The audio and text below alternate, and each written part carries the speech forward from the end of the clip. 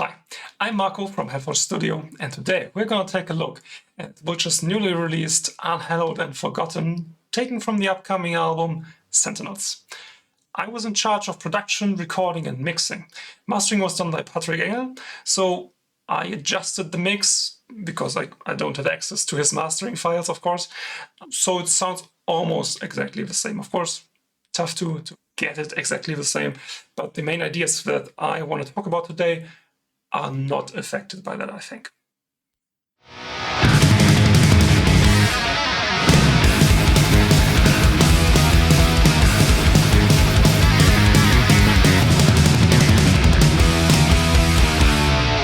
Alright, let's jump right in, and first listening to the mix so we can get used to the song.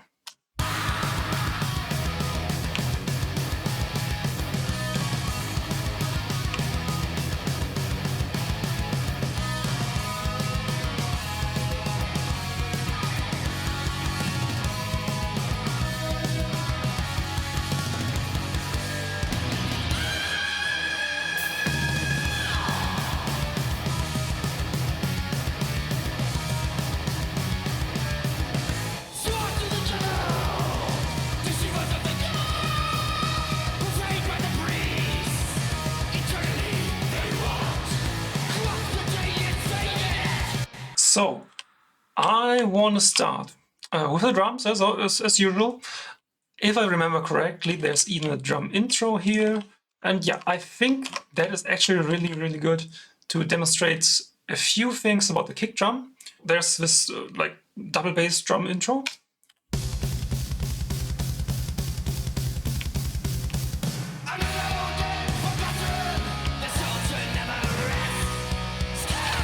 As you can hear, this is like first and stripped down version of the chorus, and the bass is just counting the quarter notes.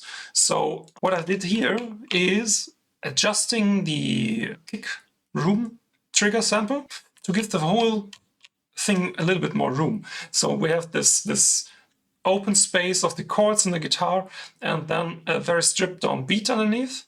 So we want to make use of this space. So actually there's a lot more room for the reverb to be heard and to be felt. So let's listen to the kick sample here. Make it louder.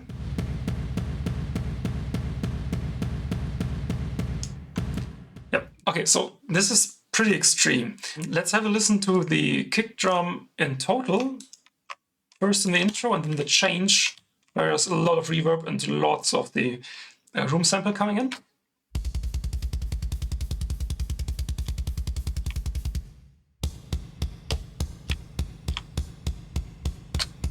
Yeah, so you can hear the double bass needs to be tight, needs to be direct, but never losing its vibe, of course. And then when we have the space for all the reverb and the room sample, we can get really loud in the mix. And I think, let's have a look at the overheads and the room tracks.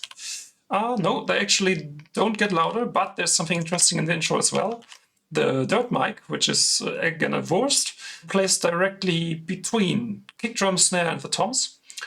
And this is heavily promoted in the intro double bass run, and I think I know why, but let's have a listen.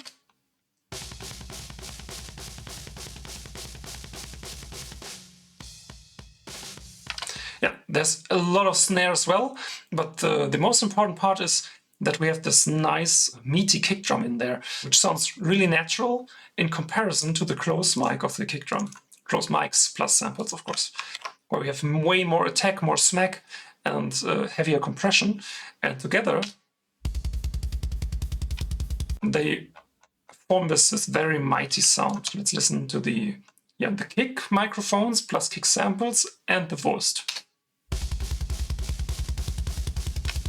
That's almost a complete drum sound. Let's have a listen to the complete drum sound again. Yeah, and you can really hear how the kick is more pronounced, more upfront, and at the same time more squashed and well, like squeezed together, and has this really highly energetic sound to the double bass to it. And I think that's very fitting.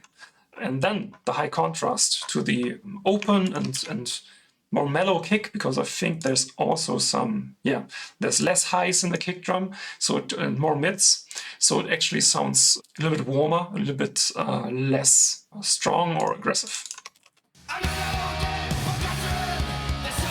And then in between, roles are reversed, more attack.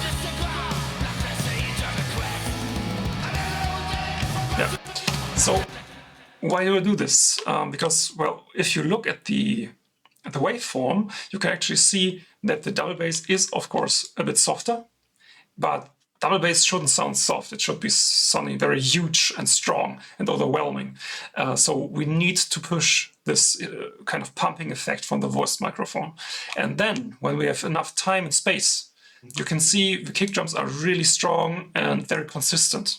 We kind of lose these well, let's call them microdynamics, where we have some fills in between, where the bass drum could or should kick more, but they are almost at the same level. So we kind of lose detail, and then we can artificially boost this kind of detail and create, well, some more detail by faking it.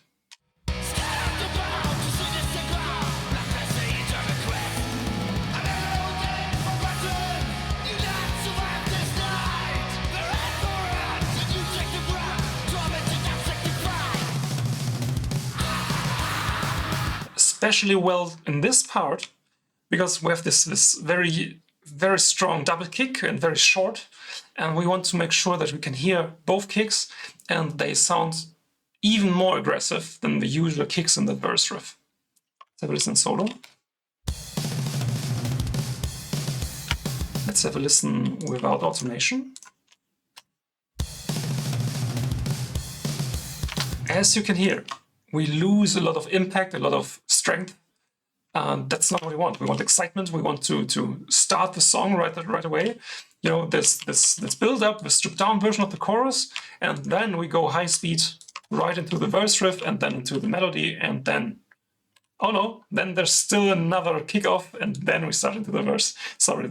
Although we start into the fresh part right after this. Getting the bass drum more up front, getting more impact, prepares the listener for the upcoming thing.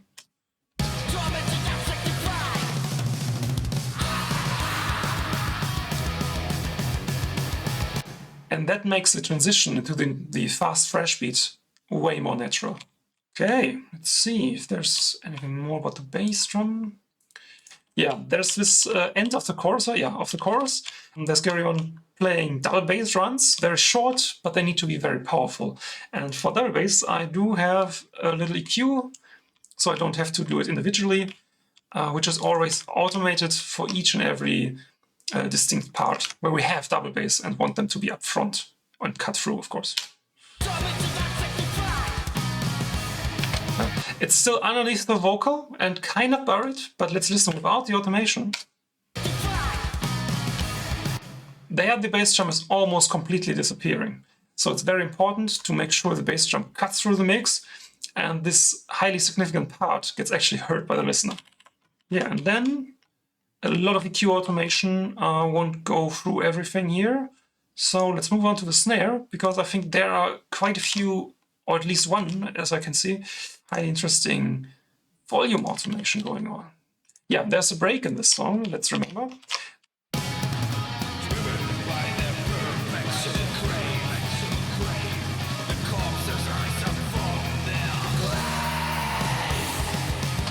Yeah, there's a lot of stuff going on here. I think the most important part is we are reducing the samples of the snare drum. So the most natural sound, the majority of the sound is coming from the natural microphones. And even though we are reducing that as well, we are accentuating and therefore pushing the microdynamics in this part. We're subscribing to the idea of this more pushback snare roll, and then getting incrementally louder at the end. So let's have a listen to the snare solo.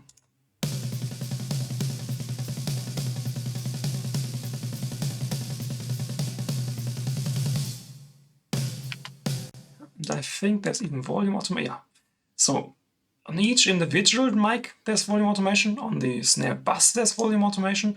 And then there's also less reverb on the whole roll. Because, well, it's obvious, having so many notes on the snare after one another, the reverb would build up and cloud the full mix. But this is a more mellow, more laid back kind of feeling beat or part in the song. So we actually want to strip the whole mix down a little bit and then get right back into it with full blast, even some reverb automation on the snare to make this snare sound even bigger. Let's have a listen. Coming from the full mix, going into the break, and then coming back into the full mix.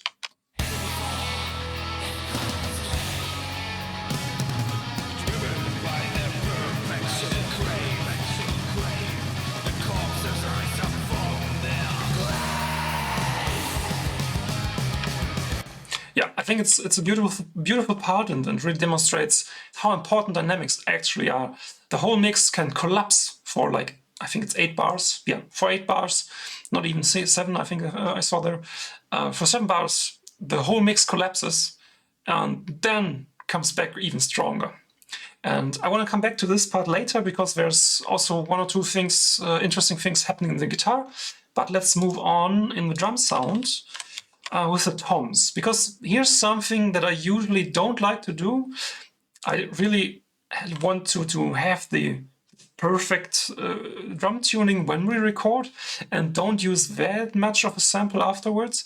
But as you might have seen in the music video, the drum kit is huge. The drum kit is massive.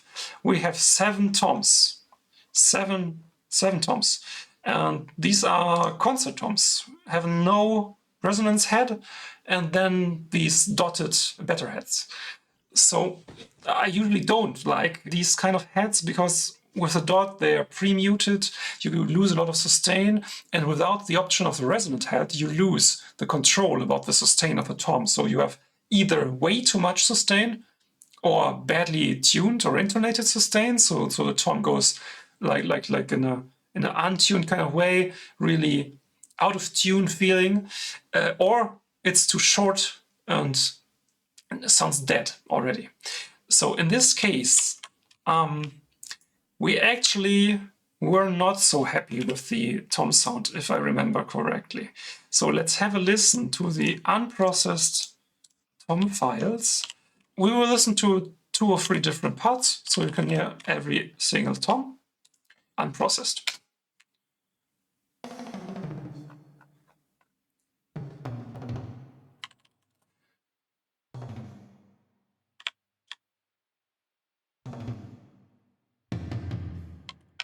Yeah, as you can hear, there's not a lot of attack going on. That's from the tuning. They were tuned quite high, as you can hear as well. So the stick attack gets shortened, and then the full tom doesn't sound as huge anymore. And even with processing, let's move in. And I think it was a little bit too low in volume. Sorry for that. With processing, it will be better, of course. But even with processing, we don't really get the vibe that we are going for.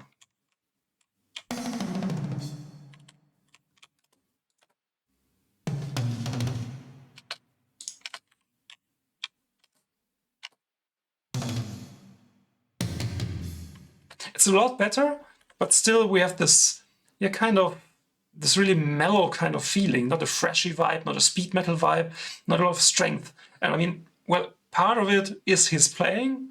No offense to Garion, he's a great drummer, but he really tends to have a smoother and more laid back feeling in his playing, less aggressive, and lets the drums breathe more.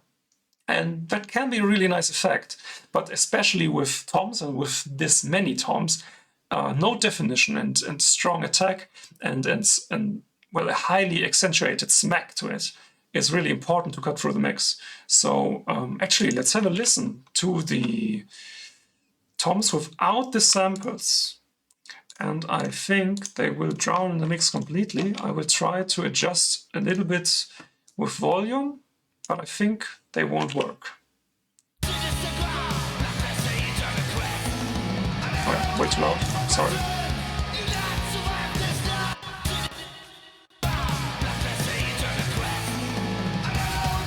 Yeah, they are there, they are loud enough, and you can hear what he's playing, but there's no energy to it. And this is where samples come in. And as I said before, I usually just add a sample which is from the session itself, so we can reinforce the sound. But with this, we actually needed a different sample that has the properties that we didn't have in the recording. And therefore, I added, I think, let me see. Yeah, once we added the same sample. So let's have a listen. First tom and second tom with only the first sample. Yeah, sounds exactly the same, just louder. And that's for consistency. That's what I usually like to use. And this isn't enough for this mix. So I brought in the second sample. Let's have a look what I did. There's only these atomic E-tones. And as the title suggests, those are E-tones. And I will show you how these sound. No processing. And let's make them louder.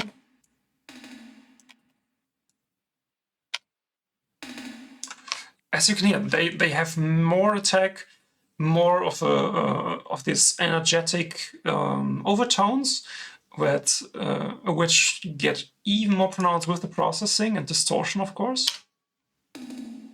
Yeah, where we have this really not just aggressive, but also highly energetic.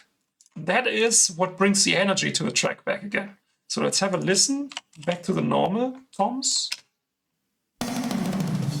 Yeah, fully processed, high of energy, and they actually reflect what's going on in the mix. So, and now normal volume for next.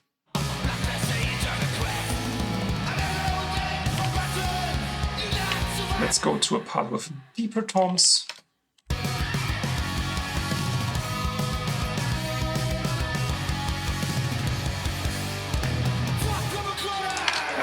Beautiful.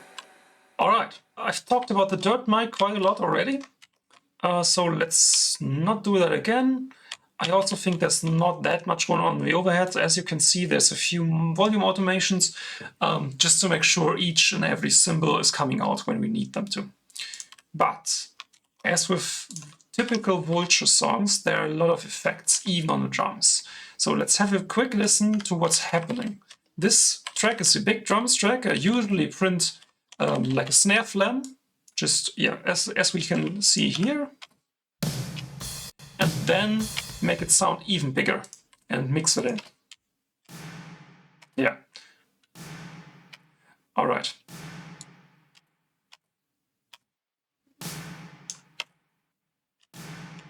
With that in mind, let's have a listen to the part. Yeah, we don't need that much reverb, of course, in the full mix, but for this kind of the last hit right before the vocals start, it draws attention and makes the listener wake up right after this barrage of double bass. And there are quite a few parts like this. Let's see. I think, yeah, each and every time we're introducing the chorus.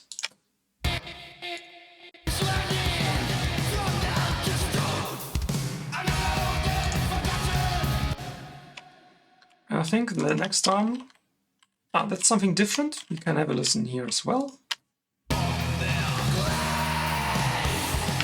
Yeah, I think these are just like some movements generated to actually come out of this break that we talked about already and give the riff afterwards more impact.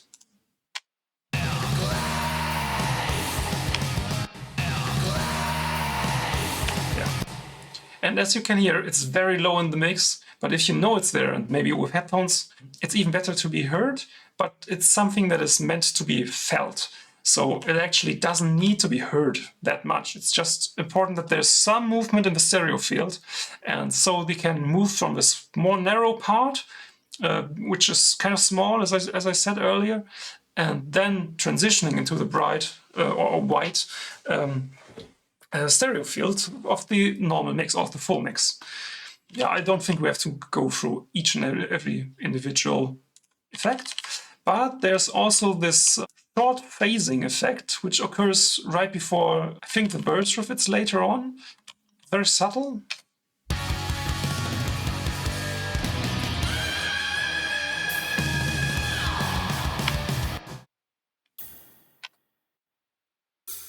That's like this kind of laser effect, and this is just a copy from the overhead track, and then of course muted. And every time I want this laser effect, there's a strong phaser on it, very, very fast. Oh well, talking of phasers, it's more of a slow phaser. So you have this movement across the field, but there are lots of stages. So you get this downscaling swoosh effect. And of course, high feedback, or in this case, high negative feedback. And I think this occurs right when this break comes the second time as well.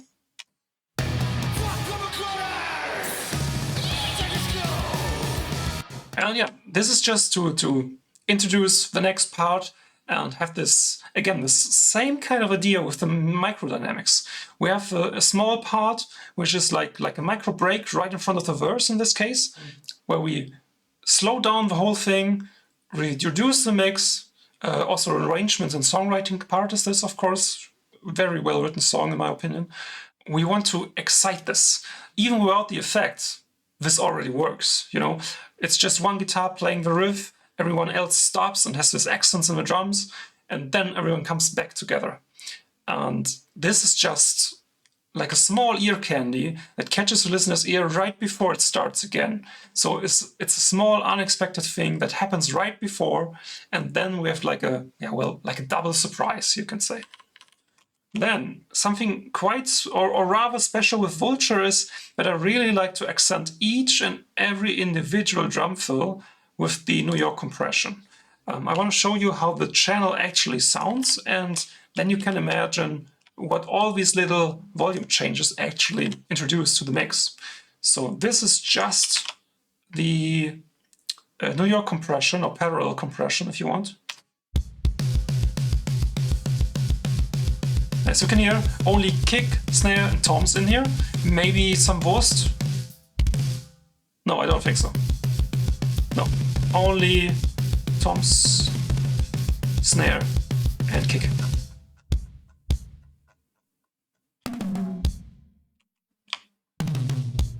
Yeah, and especially on the toms. It's really obvious that you can hear lots of compression and lots of distortion. And I do this with this distressor kind of clone, the Deflector Li-Fi. And I will just play it to you so you can see what happens with the signal. And I can promise you it gets crushed really hard.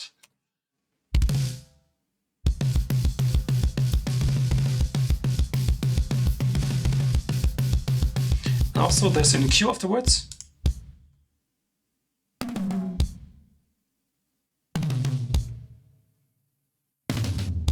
And this accentuates the whole feeling of this hyperactive, hyper-impact kind of drum sound. Because, well, even though it's highly 80s and old school and kind of retro vibe, we have this very strongly processed drum tracks. We weren't gentle with anything. And as you can see, there's lots of samples in there and lots of destructive processing. Well, destructive not in a technical term, but in a creative way. To mangle the recorded sounds and then mold it into something larger than life. You know, I think that's some very important stuff in the 80s, especially the mid-80s, where recording went in this direction. We want to sound larger, we want to sound more extreme. And not in the over-processed kind of way that we have today, with this very sterile and very clean and hyper-processed perfection kind of sound, but in quite the opposite way. Over-processed to the point where it gets, well, kind of ridiculous how explosive and energetic things can sound.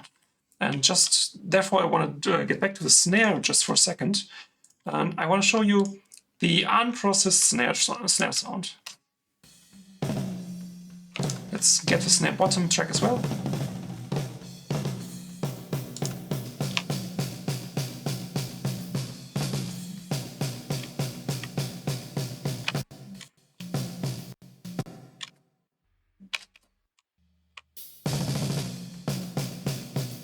And not processed.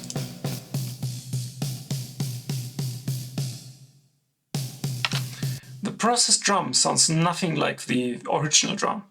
But if you listen carefully, you can actually hear all the quality in the original drum track being pushed to its limit and even above that, with lots of distortion, lots of EQ, and lots of compression. And if you listen to the close mics again,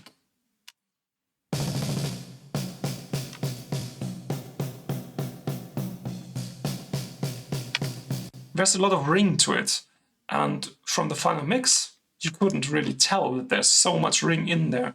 And that is because we need a very open tuning to actually have this impact on the snare. You know, the tighter the tuning is, and also even with low tunings, you have to tighten the lug somewhat to reduce the ring and the unwanted kind of noise. And it's important to not overdo it. So actually let me think. So the better head can actually resonate when you hit it freely. So the stick attack doesn't get muted from the tight tuning, because the tighter the head is, the less it resonates from hitting it. And also, the more the drum is dampened, the shorter is the impact of the stick attack. And we wanted to have this really round and full attack kind of sound, this really high smack, high velocity impact. And that's more easily achieved by a really low tuning, but with lots of free floating overtones. And therefore, it was important to have them in the first place and have this kind of annoying recording sound with all the overtones floating around. And then we can eliminate them in the mix and get the best of both worlds. You know, we have enough overtones and a free-floating tuning to have high impact and a strong attack. And on the same side, we also have this really deep and full-bodied kind of sustained sound. Let's have a listen to the full drum mix again.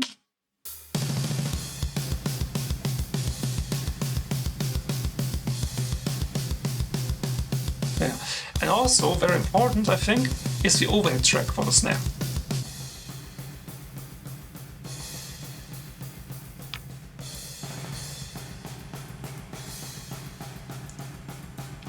And the room track, of course, because most of the reverb of the full drum mix comes from overheads and room tracks. Of course, not from the recording, but from sends. This is dry.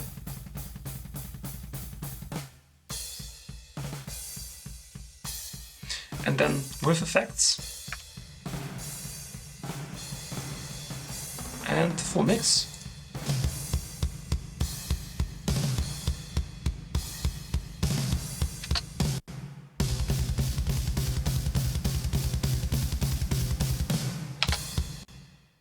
Okay, let's move on from drums to the bass.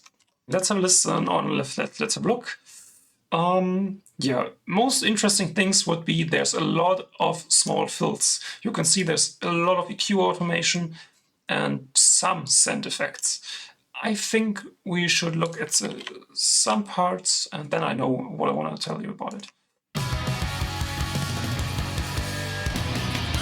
Yeah, I think this is a great part, coming out of the melody into the break, right into the verse. And every time we have a break, the bass kind of comes more forward. We have this really mellow sounding kind of bass, less aggressive as we had it on the earlier Vulture albums, and this time more in the background and not so prominent, even during the fills. But the bass, of course, is really important for the atmosphere of the tracks and supporting the macro dynamics.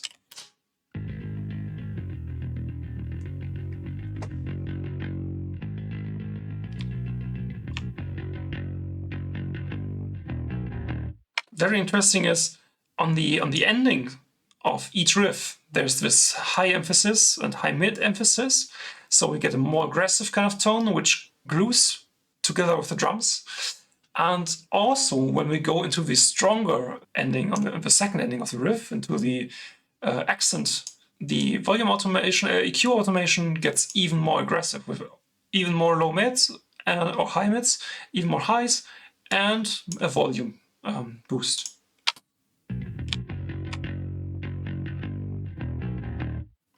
Yeah,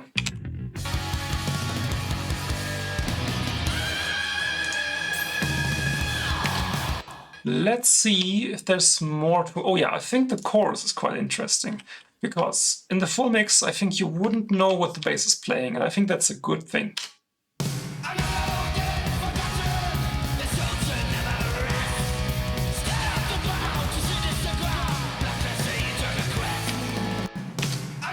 So, in solo,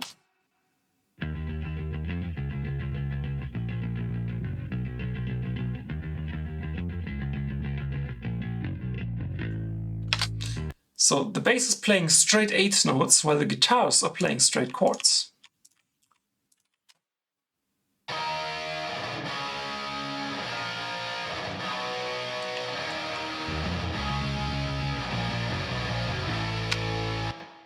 And even though I pushed the attack, like the highs and the high mids on the bass, it still doesn't come through. And that's not because I couldn't make it come through. That's because I wanted it to. I just wanted to have the kind of glue effect between the attack of the drums and the attack of the bass to make it even more percussive and more powerful and weighty. Because I think the drums are playing double bass as well. Yeah. But without cutting through the mix, because the bass is still just playing 8 notes and the root note, or some variant of the root note, at least. So we want the big guitars, open space, spacious chords, and lots of reverb, but we don't want to lose the drive from that, because the drive comes from the 8 notes, from the double bass in the drums, and this kind of flowy feel between bass and drums. And therefore, we want to push those frequencies, even though we don't push them as far as we need to for the bass to be like a prominent kind of lead instrument, because that would draw away from the space that the guitars need. Let's move on to the guitars. And as I said earlier, there was this break that I wanted to go into for the guitars as well, because both guitars play something completely different. And there's lots of automation on the guitar. Let's have a listen to the guitar part first.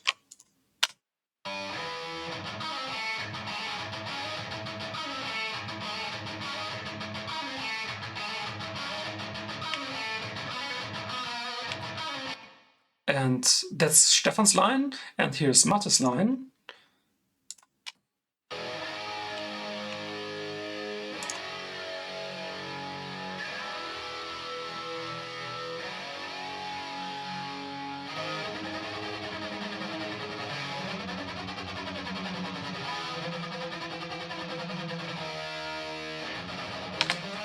Yeah, and there's 2 things or even 3 things going on at the same time.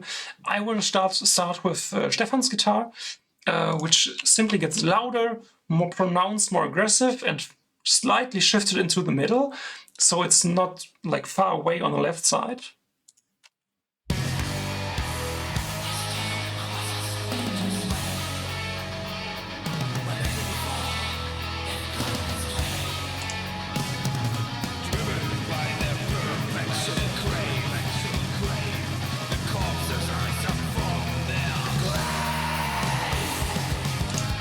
Yeah, just for this part we have EQ automation with more bass, less low mids, and more highs. So it gets more aggressive, more pronounced, and has this kind of scooped vibe to it, which the overall mix doesn't have. But for this part, we make the guitar smaller, yet more powerful or impactful. And on the contrary, we go to Matte's guitar, which at first stays on the right side, but has way more reverb, and I think the reverb is sent to the left side. Yes, it is. And therefore we kind of fill in the stereo field, so Stefan's guitar can move in more to the middle, but we don't lose the full stereo image up until the moment where we want to lose the stereo image, which is in the kick in with the drums and the bass. And the third thing that I almost forgot, we have a flanger on the full part. A very slow flanger moving with the song. Let's have a listen again to Matte's guitar and solo.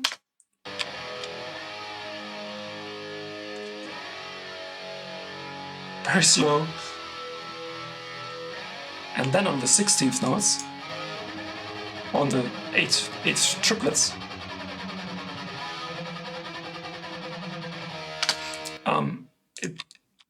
as you could see, it doesn't change the timing of the flanger, but the flanger is of course influenced by the timing of the guitar.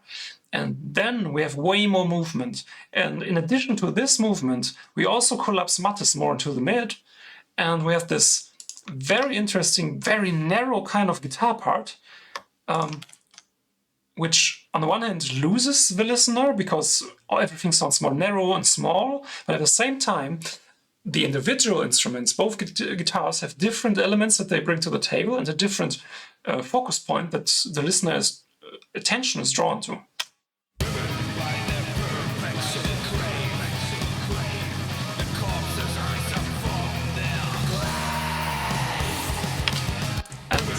Therefore, once we go back into this chord that announces the riff afterwards, we have the full stereo image, full volume change, and again, the full mix taking the listener. And I think that's great. I think this kind of, again, I think this video is all about the macro dynamics of the song, pushing the songwriting, the arrangement with every instrument, with every kind of little small detail and effect what we built, making the song stand out more.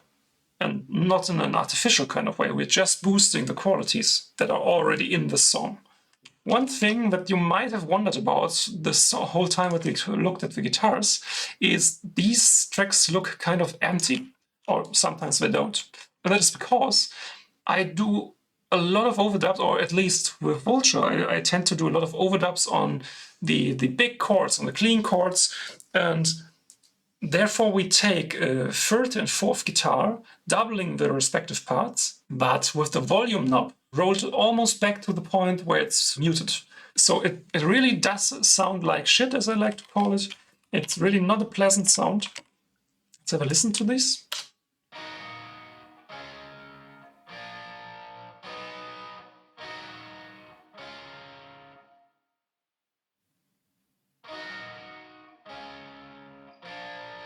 And in this case also, let's make it big, we also have this slight arpeggiating from the players, which I especially love because you have this build-up feeling, and even though they are really low in the mix, you can actually feel this, well, not tension, what's the word? You can feel this build-up inside the tracks.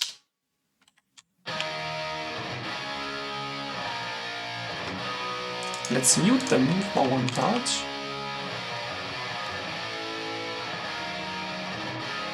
And bring them back in.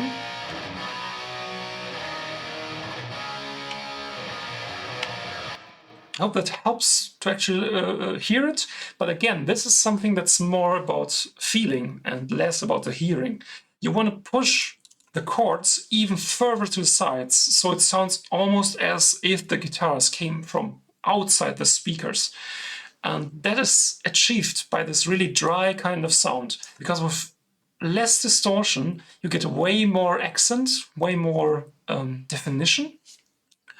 And the more defined the sound is, the easier it is for the ear to identify where it comes from. And if we have this high detail, I want to call it, high detail sound, it draws the listener's attention to the outside of the mix, and therefore the chorus, which this part is, sounds way bigger, way more huge and wide than the actual verse riffs, for example. I think that's the most interesting part about the guitars already. Let's move to the leads. I think I won't be talking about those too much. As you can see, there's lots of volume and delay and reverb automation on both solos. Some harmonies. I want to go into the harmonies for a second. So let's have a look at Matte's solo, the second solo, his second solo is actually, where he starts with a harmonized lead part.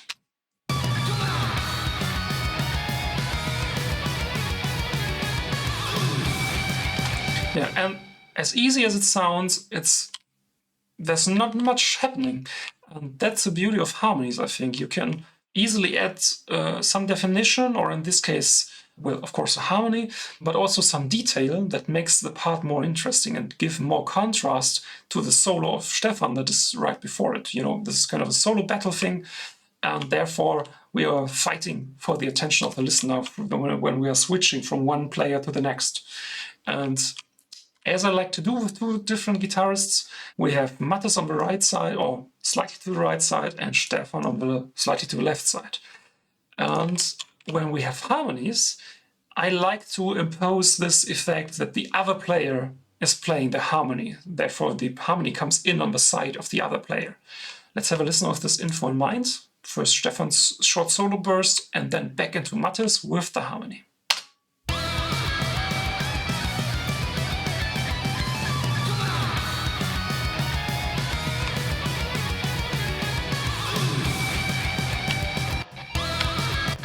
Which I think is a beautiful kind of effect. And for once, this is not my idea, of course not. It's a simple songwriting, and I just wanted to show how much kind of production work already happens in songwriting. I mean, this is just one small detail, but we talked about in the drums as well. But you have to kind of push the natural dynamics of the songwriting, of the arrangement, to a point where it comes over-exaggerated, or almost over-exaggerated. Because this is a thing that I talk more often about. Once you record something, it kind of always loses this live feeling. It's not as if the band was playing in front of you. And it doesn't have to be. Quite the contrary. It needs to be more than that. Because we have this kind of disconnect between recorded music and listening to it, in contrast to live played music. Live played music is just because of the volume, the excitement that comes with a live gig is way more exciting, even though the sound quality might be worse. And therefore, with the better sound quality in this kind of perfect environment of the studio, we need to over-exaggerate some things so it actually gets this larger-than-life feeling from the live gig that we don't have in the recording. And therefore, it's really interesting to push some, like a really simple part, like 4 notes or 5 notes maybe, and make them interesting with just a harmony on top. I do really love the solo part, the full part. Especially I love Mattes' solo, I think. It has some great parts, I think some sweep picking even in there, which doesn't sound overly technical, but very, very exciting and gets you really hooked on the melody of the solo. Yeah, but enough talk. I think we don't really need to have a listen to the solos here. Oh, well, maybe, yeah, let's have a listen to the solos in solo. Because, well, of course, the solo sound doesn't really matter on its own. But again, I really appreciate how each individual player brings their uniqueness in their playing style to the table, especially in the voicing of the lead guitar tone. Because again, I think these are exactly the same lead guitar sounds. And yes, it's a plugin. Same goes for rhythm guitars. I'm thinking about doing a video about that as well. Let's have a look here. Yeah, exactly the same sound. Maybe different power amp settings. Nope. Different cabinet segment. Nope. So it's the same sound, but I promise you, and processing is just a little bit different. Very, very little difference. But I promise you, they will sound completely different to each other just because of the playing.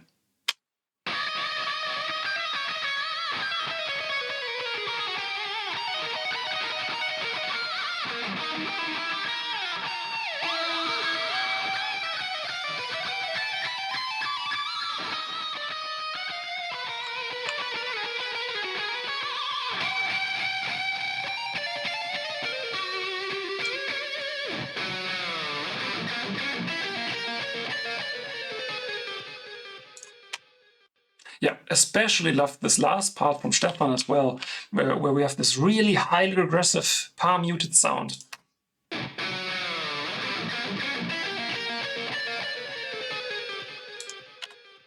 And then again, also love the harmony and the kind of stereo panning that's going on, just to announce the chorus again. Just to summarize the differences, Mattes has this, well, he is like the best of both worlds. No offense to Stefan, I think Mattes is the better lead guitar player, but still they both have their highs and lows.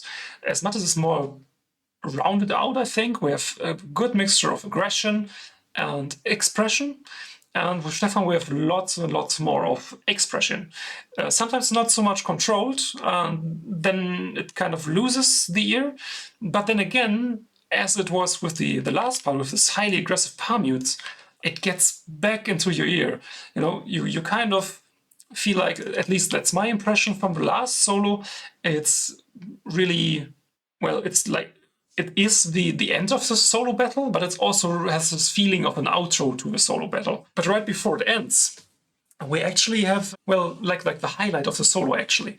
And this kind of expression is more strongly with Stefan's sound, or at least with his kind of solo writing style. And yeah, let's have a listen to the last part again.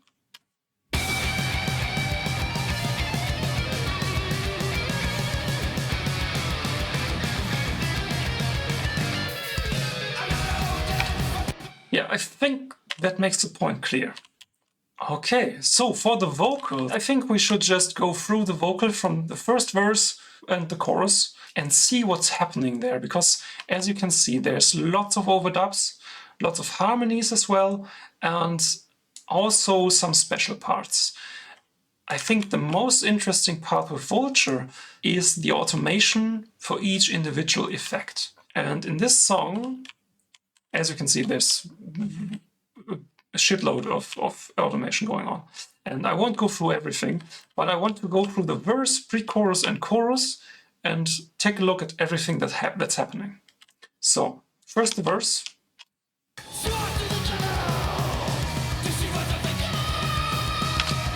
Yeah, already here, 3 or 4 different things happening. First thing, we have this kind of intro swell that helps us to come out of the rut of the small break right in front of the verse.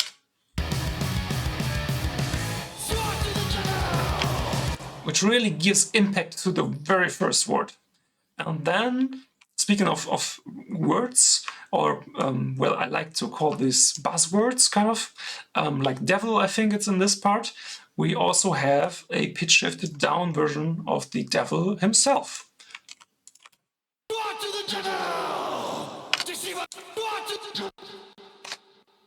Yeah.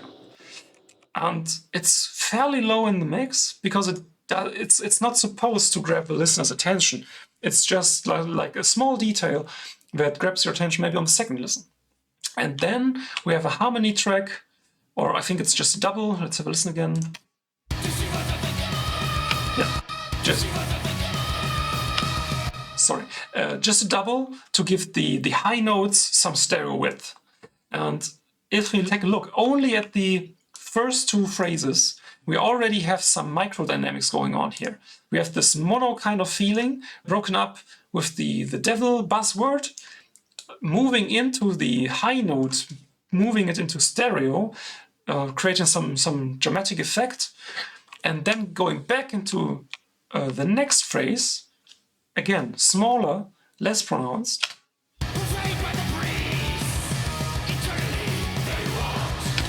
Having the same dynamic but executed in a different way to actually give the listener the feeling that he knows what's happening, and again bringing something new to the table.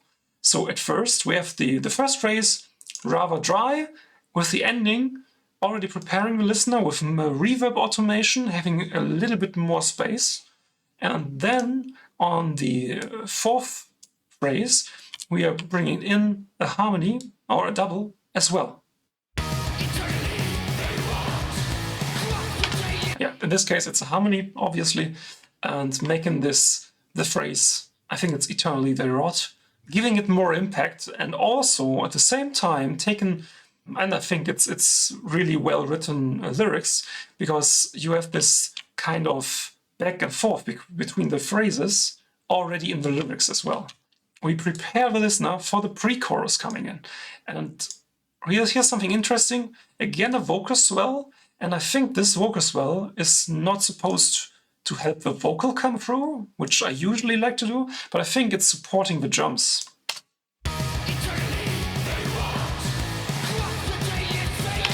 Yeah, exactly, there's this very short snare roll, which is bursting right into the pre-chorus without taking too much attention from the listener. It's just focusing right in on the next riff. Then again, going back to the vocals, we have a rather dry.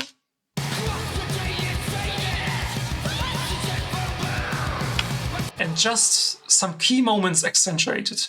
We have the end of the phrase, again, moving in way more delay, this kind of bail-off delay, which makes it more hyped. Moving into the high note, which is just a short burst at the beginning of the second phrase, but with lots of reverb, so it kind of clouds the phrase afterwards. But if we would just pronounce this phrase, then the end would sound kind of short. And therefore we again use the reverb automation to make the ending of the phrase a little bit more spacious. And let's have a look. I think, yeah, there's even a double on there. Or I think it's a special effect. Yeah, as you can hear, there's kind of tape stop effect on it. So I most likely just did a copy of it, tore it down, and then made it slower. And also, I do like to embrace the artifacts of this kind of stuff. As you can hear, it sounds really fake at the ending. Yeah, so let's have a listen in solo. In solo, it sounds really unnatural and fake and really bad. But in the mix, it gives this feeling that, well, it underlines the phrase itself.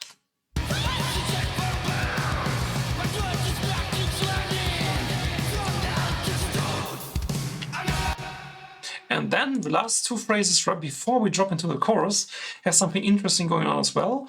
I like to accentuate these kind of buzzwords again, but this time in a different kind of way. I think he's saying some kind about running away, and accentuating this running actually is like painting the picture with the sound effect.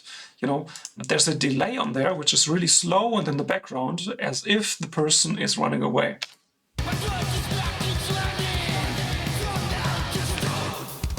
And then on the last phrase, we also get wider into the stereo field, less delay and less reverb, but more of the bail-off delay, and that makes it more spacious. And the bail-off delay is this really short delay. Let's have a listen.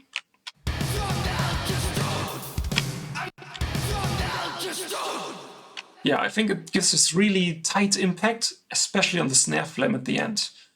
And I think it's really great to step back on the delay, on the reverb, because then this break is really silent. That makes the contrast going back into the chorus with the wide guitars, with heavy double bass, and the loud vocals even more powerful. It makes the contrast even stronger. And that is, well, it's achieved by the strong silence right before it.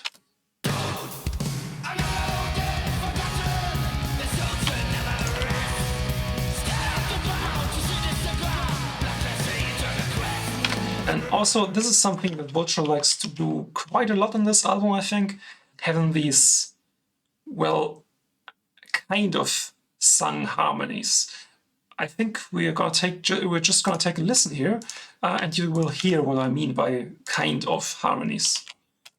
Unhallowed and forgotten. Unhallowed and forgotten. Especially the second part, it's not really sung that well. No offense, Leo. Sorry, I think you did a great job on the album.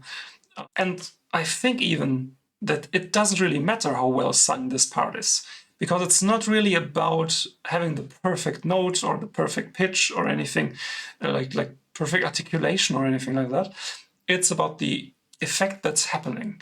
And that's, in this case, just stereo widening and some interesting details, some texture added to the main vocal.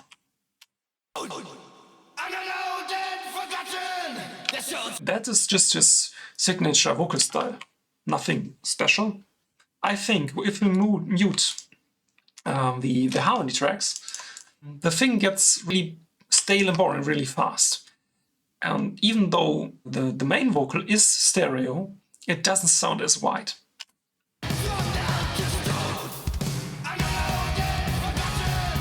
Let's move it back in.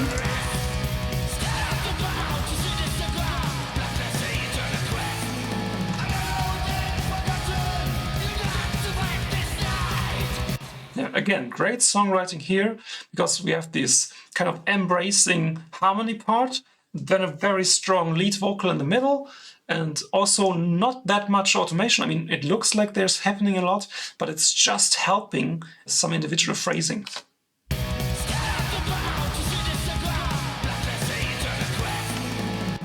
But most of the time it's very dry and very strongly sung.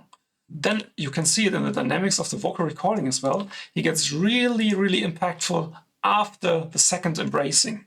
And there's also a lot more delay automation.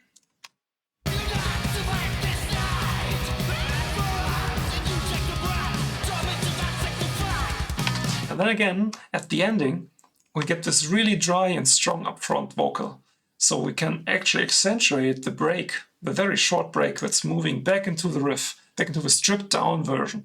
So we're helping the listener to ease into this big change. We have the very wide chorus, very strong and highly accentuated. And then afterwards we have this, well, more aggressive, but way smaller, thinner sounding riff. But the riff should still have impact, you know? And this is achieved by slightly nudging the listener into the right direction. After we have this really high impact kind of chorus and high impact even lead vocal after this stereo chorus effect, we move the whole thing down a notch and accentuate what's already in the songwriting, like the break with the drums at the end.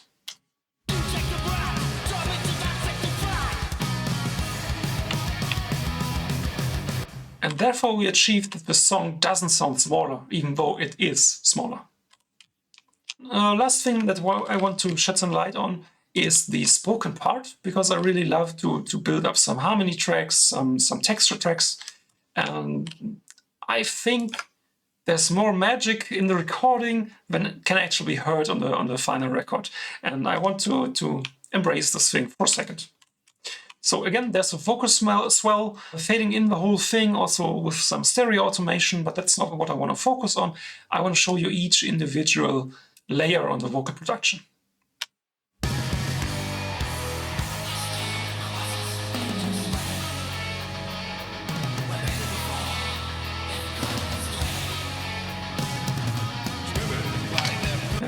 And as you can hear, after this small build-up part, we make the vocals more upfront, and this is more the spoken part.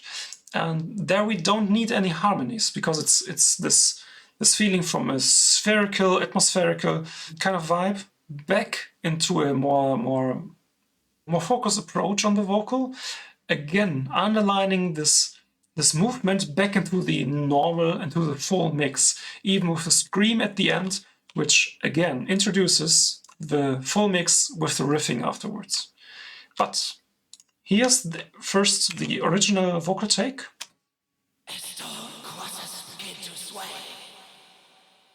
when many before have gone astray. Lots of effects, it's whispered and very throaty. And then I think the next track is even softer, so whispered. Yeah.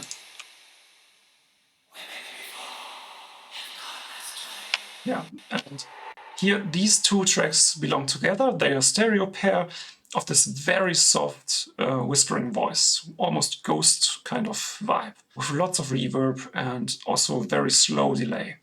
And I think the last parts are whispered as well, but I think with a more throaty and more raspy kind of voice. But let's have a listen.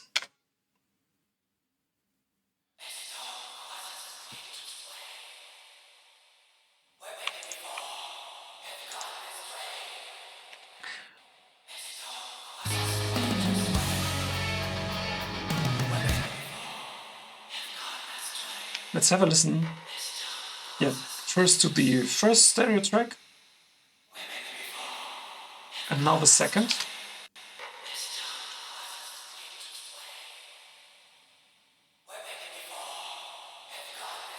I mean, it's also way quieter, of course, but you can hear that there's way more bass in there and has this more howling feeling. And together, all 5 tracks, they have this really ghastly whispering ghost kind of voice. His stone crosses begin to sway. Really mystical feeling. Where maybe before they've gone astray. And yeah, just to end on a kind of high note. And this part, I think, as small as it is, it's one of the most important parts of the song, because after having two choruses up before, yeah, we had two choruses before in the intro and the second chorus here, and then this kind of is the surrogate third chorus. I mean, afterwards we have a third chorus in the end, but here's a pre-chorus, a bridge, and then the surrogate chorus. And this really underlines the title of the track, Unhallowed and Forgotten. Not sure about what the track is. I don't want to get philosophical here or interpret anything that they sing about. But we again have this kind of picture drawing with the vocal and the vocal production in regards to the lyrics, in regards to the overall dynamics of a song. I think this is a very important part of producing a record. Actually understanding what the song is about, even on this kind of symbolic level. I think with this album, this production, especially this song, it's a great first single, I think. We really, really nailed the pin on the head with understanding and also helping the arrangement and songwriting through the production and make the whole thing be, well, complete, in lack of a better word. Yeah, but feel free to tell me otherwise. That's the video for now. Thanks for watching.